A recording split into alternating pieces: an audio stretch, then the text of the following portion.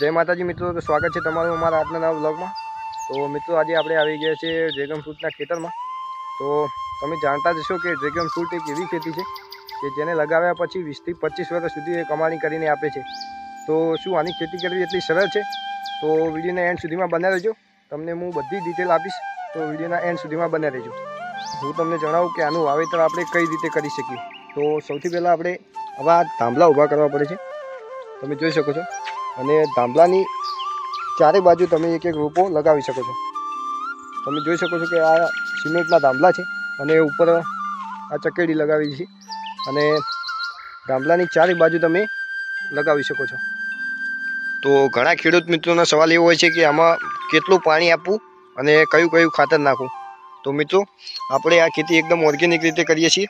તો આમાં આપણે કોઈ ખાતર નાખતા નથી, ખાલી છાણિયું ખાતર આપણે ઓર્ગેનિક ખાતર નાખીએ છીએ। અને આમાં તમે પાણીની વાત કરો તો આમાં પાણી બહુ ઓછી માત્રામાં જરૂર હોય છે, વધારે પાણીની કોઈ જરૂર પડતી નથી। તો આપણે ડ્રીપથી પાણી આપીએ છીએ। તો હાલ આપણે આમાં જે ઘાસ નીકળવાનું ચાલુ હતું તે કારણથી આપણે ડ્રીપ થોડી આડી અવળી પડી છે। તો મિત્રો તમે જોઈ શકો છો કે આ રીતની આપણે ડ્રેગન ફ્રૂટની ખેતી કરી શકાય છે। આ પાકમાં રોગ જીવાતનું જોખમ ઘણું ઓછું છે।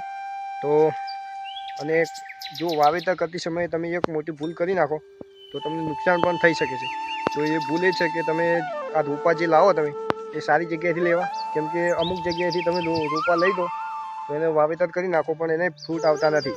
તો રોપા લેતી વખતે બહુ સાવચેતી રાખવી અને સારી જગ્યાએથી રોપા લેવા।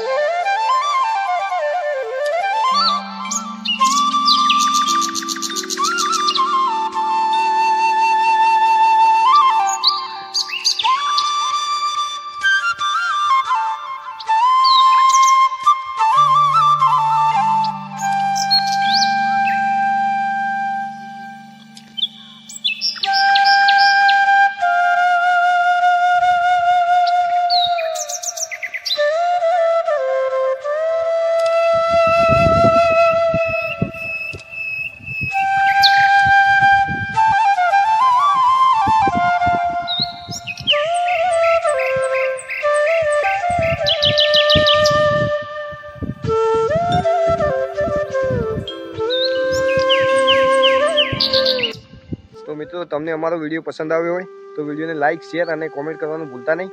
અને અમારી યુટ્યુબ ચેનલને પણ સબસ્ક્રાઈબ કરો। અને હા, તમારી બાજુ પણ ડ્રેગન ફ્રૂટ હોય તો એનો શું ભાવ ચાલે છે એ પણ કોમેન્ટ કરતા રહેજો। જય માતાજી।